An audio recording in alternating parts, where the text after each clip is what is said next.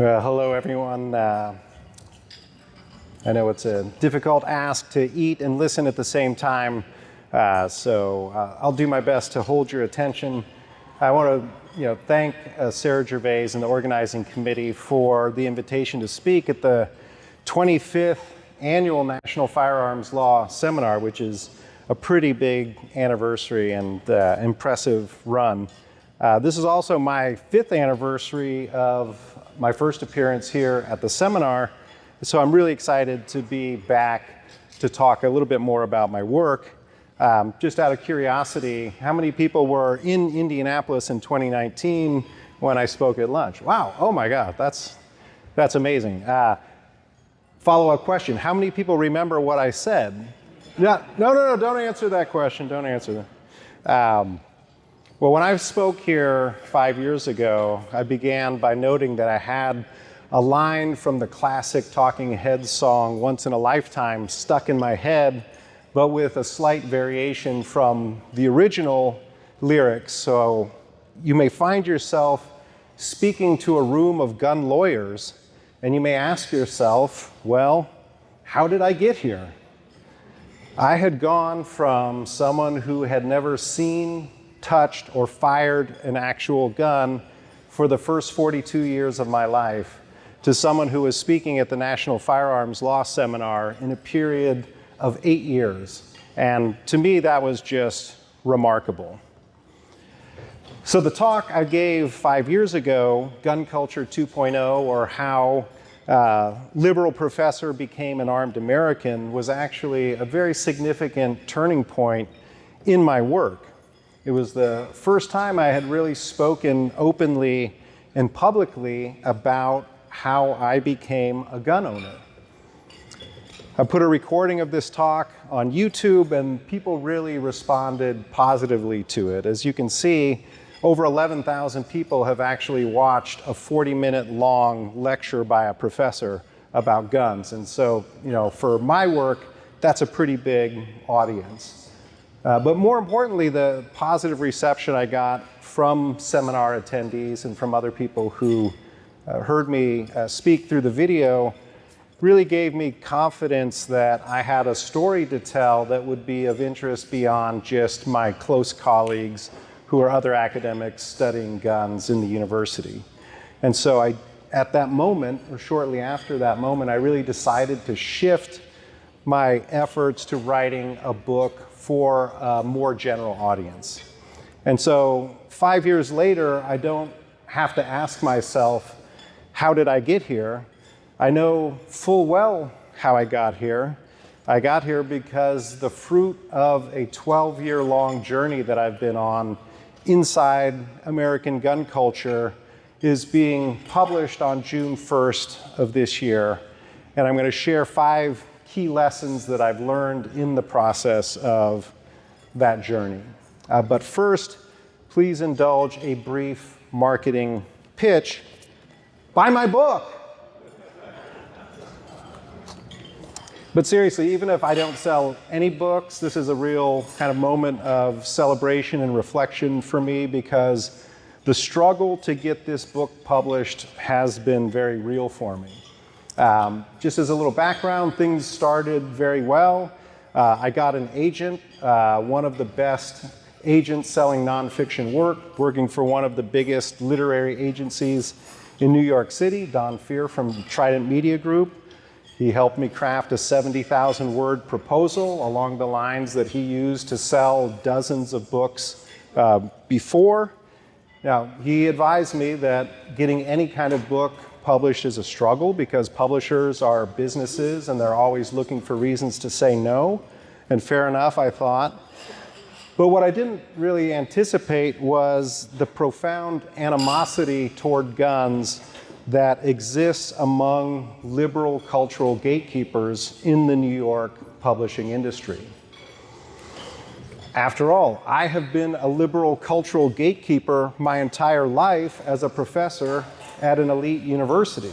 So I was actually being rejected by my own people, which kind of hurt. So after being passed over by 32 different publishers, I had one last opportunity with a publisher called Rowman and Littlefield. They were interested enough. They asked to see chapters of the book. They asked me to respond to comments by the reviewers. And so I was very optimistic that they were willing to hear me out and to hear the story that I have to tell. But in the end, they too passed. And they never said why, but I can't help but think that they were fairly heavily influenced by a particularly strong negative review of the book that was written by a public librarian. And I also think this review reflects some of the sentiments of other editors who passed on the book. So I'm going to read the text of one part of that review so you can get a feel for where I'm coming from here. So the reviewer says, while the author is an excellent academic and writes very well, it remains impossible to recommend this work. I can appreciate how the author is seeking to break new ground in this field, but I cannot think of a more irresponsible premise. The United States had 40 mass shootings by January 24th this year, more shootings than days of the year. Additionally, the author ignores the consistent research which continues to prove not only does gun ownership have zero evidence of protective effects, but also increases the odds that one will be shot to death. I mean, no. The views put forth here are repressible, built on the backs of the grade school children who continually forfeit their lives. So this person is what I call a liberal, cultured despiser of guns. And so for conservatives in the audience today, if you really want to own the libs, buy my book.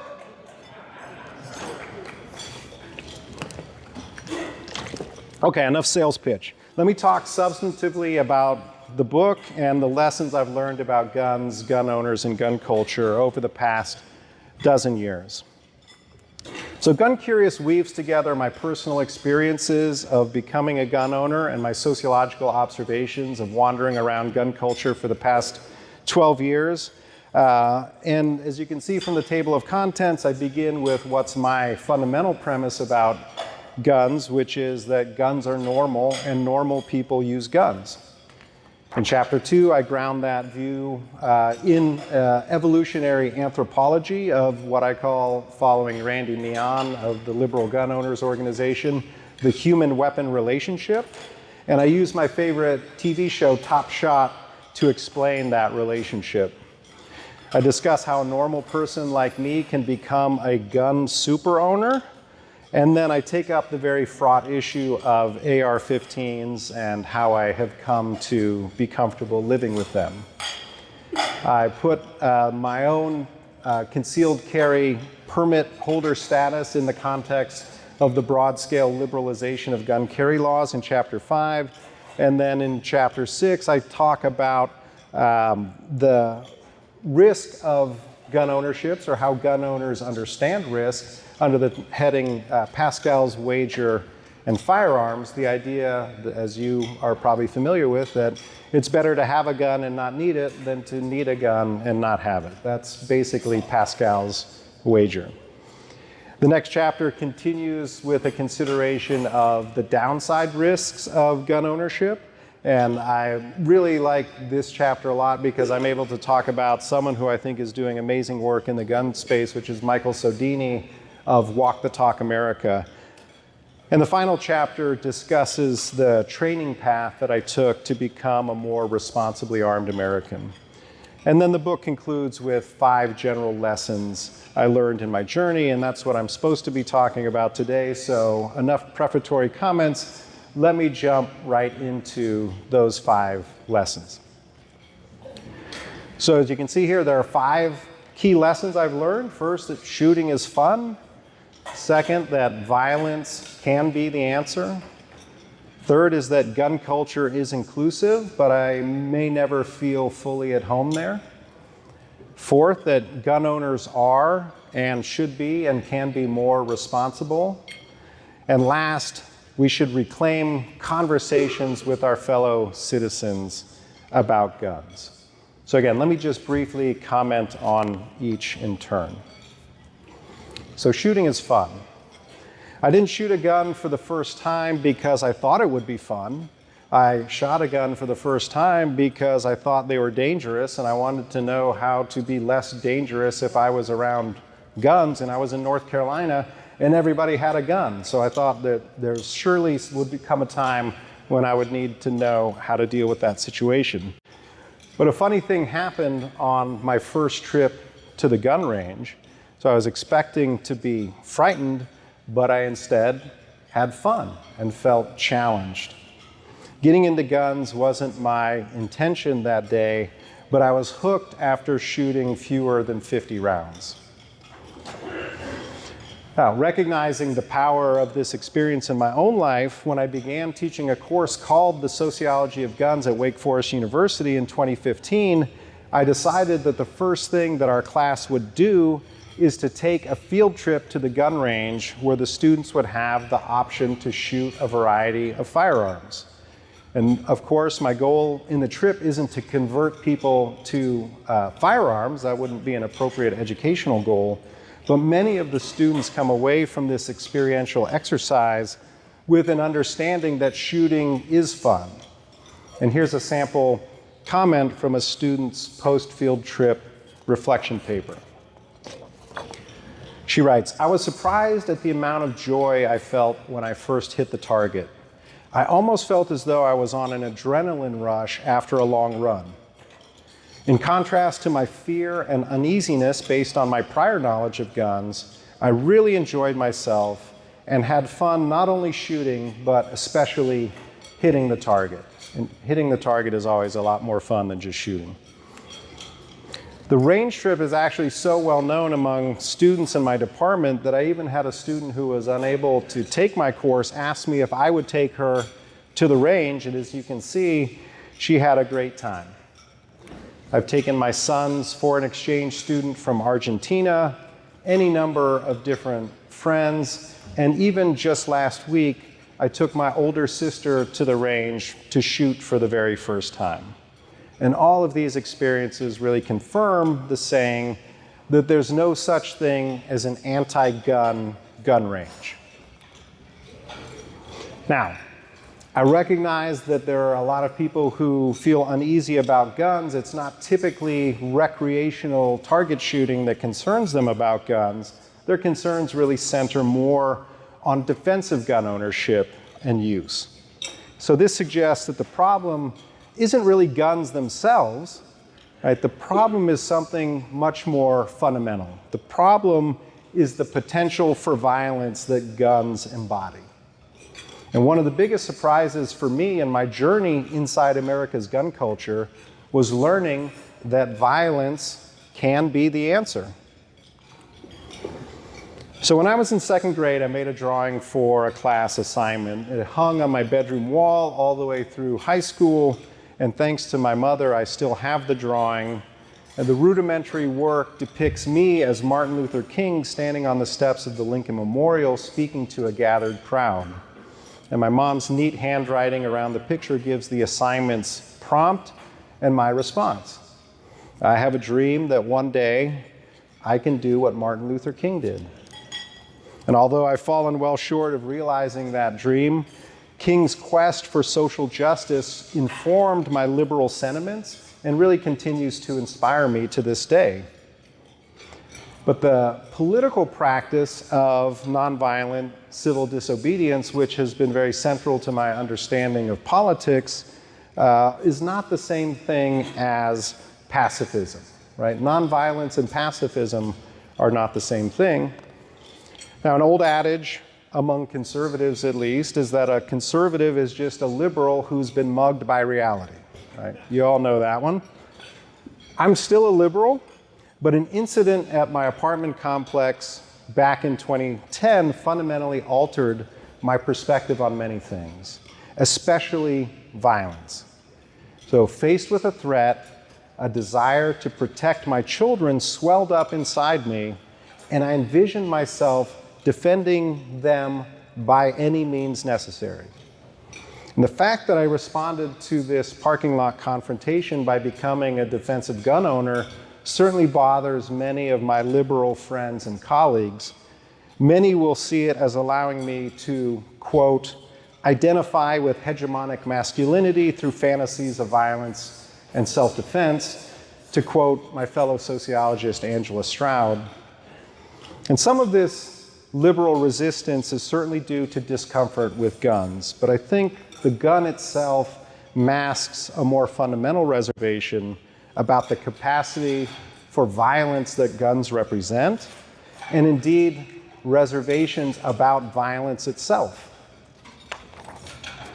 So my mind and my heart tell me that I don't ever want to use violence against anyone unnecessarily. But going back to my childhood worship of Martin Luther King and his ethic of nonviolence, I believe with Tim Larkin that violence is rarely the answer. But Larkin maintains, and I think King would agree, that when violence is the answer, it's the only answer. So in truth, most liberals don't really oppose guns or violence altogether. We simply prefer to outsource them to law enforcement. Right? Where I differ from my liberal peers is in my recognition that there are some limited circumstances under which violence can be virtuous. Right, in my 2019 lunchtime lecture, I argued that defensive gun culture has the potential to be inclusive because safety and security are universal concerns, and some people will respond to that concern by owning firearms. And 5 years later, I still see gun culture as inclusive, though I have to admit that I may never feel fully at home in gun culture. So literally at the same time I was speaking to this seminar in Indianapolis, President Trump stood at a podium speaking at the NRA-ILA Leadership Forum a short distance away. Not 2 years later, my work was disrupted by a text message from a friend that said, "They're storming the Capitol." It took me a moment to figure out who they were, but I soon made the connection. They were people wanting to, as they put it, save America by overturning Trump's defeat in the November 2020 presidential election. Now, I was sorry, but not surprised to see images from that day of Confederate battle flags with AR-15s and "come and take it" superimposed on the side of them, flying alongside all manner of Trump MAGA flags. And every stereotype, every negative stereotype of gun culture was on full display at that moment. Aggrieved white men, firmly rooted in a racially unequal past, flying the flag of their totemic emblem and rallying cry. At the same time, I argued in response to those who blamed gun culture for all of the events of January 6th that they were making a causal connection that doesn't reflect the broader reality of guns and gun ownership in America. Tens of millions of gun-owning Americans hear the exhortations of gun rights groups, are exposed to gun industry advertising, are engaged in other social activities around guns, but are not infected by the alleged insurrectionist virus. My two different responses to January 6th highlight the duality of repulsion and attraction I experience sometimes relative to gun culture. And this is really reflective of the dual realities in which I live. I lived more of my life outside of gun culture than inside of it, and most of my days are spent in my faculty office or classroom at an elite private university, which, as you know, means liberal. But I also spend at least part of every day in contact with gun owners and gun culture. So my hybrid identity as a liberal professor / gun owner in theory means having two different tribes that I can call my own. But in reality, I often feel homeless, floating between two different social worlds.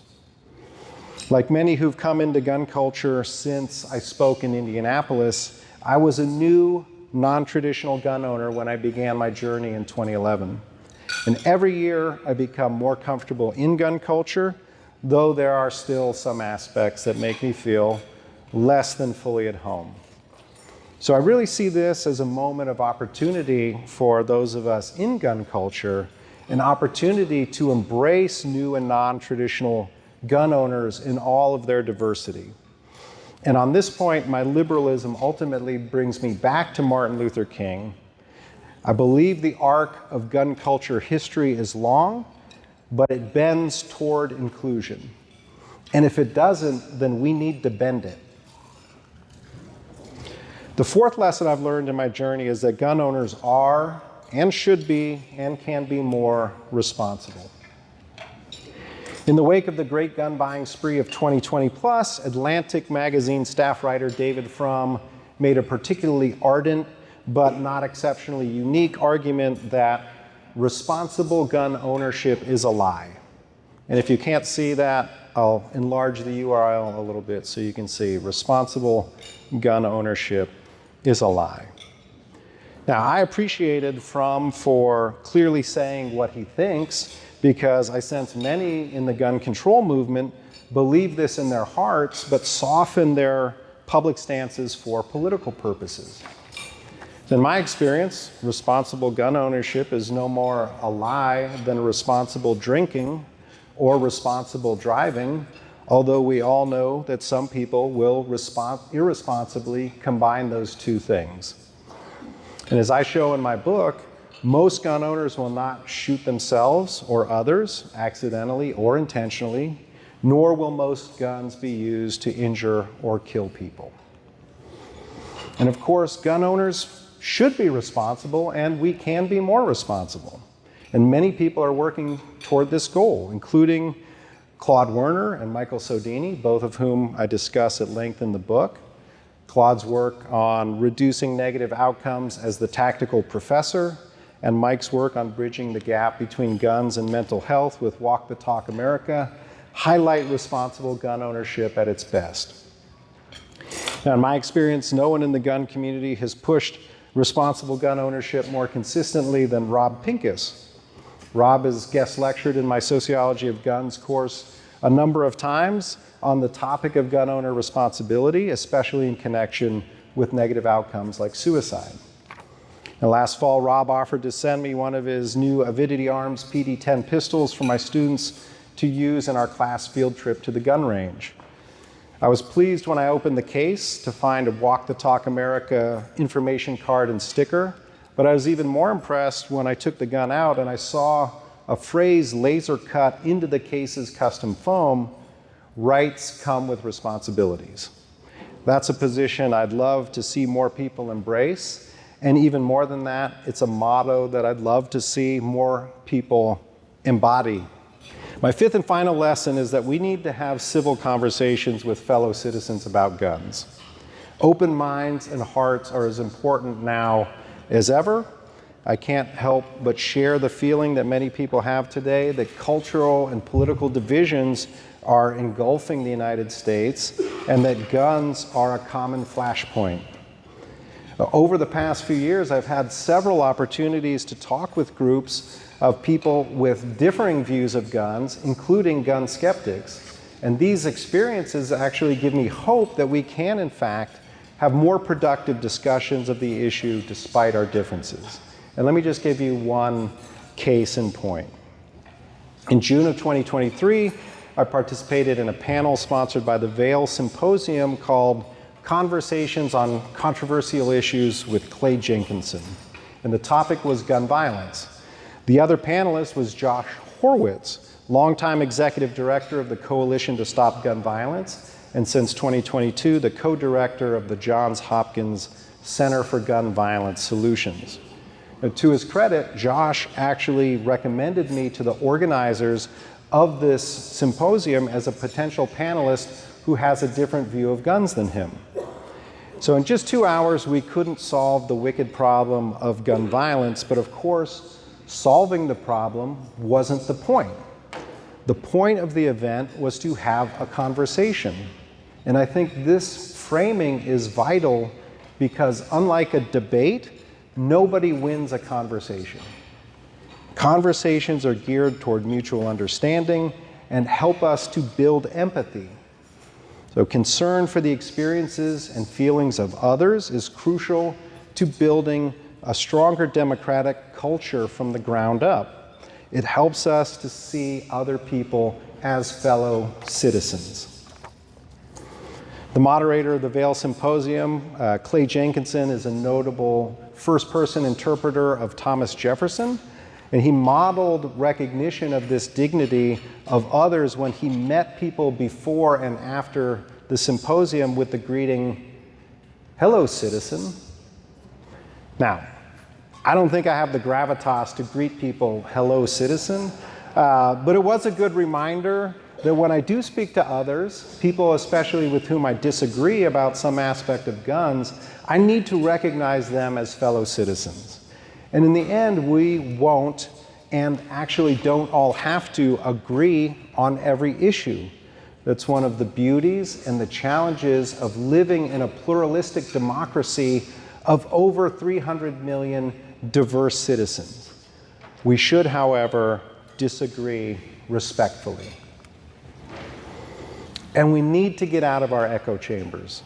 I know because I really started to do this in 2011. Because so many gun spaces are traditionally occupied by people who are more politically conservative than I am, becoming a gun owner got me out of my blue bubble. Of course, when I became an armed American, I didn't cease to be a liberal professor. However, I have gotten to know many people who are demographically, politically, ideologically, and culturally different from me and my fellow liberal sociologists. My journey inside American gun culture has allowed me to meet, and even in some cases befriend, many people with whom I have little in common other than our common citizenship and our common humanity. And recognizing this commonality, I believe, is the most important lesson of all. Well, thank you very much for your time and attention while you're trying to eat. I'm going to be outside selling some of these pre-release copies of my book. Buy my book! I'll be out there until about 2 o'clock if you have time to stop by. I invite you to connect with me on all of these different electronic media until I have a chance to meet you again, perhaps 5 years from now. Thanks.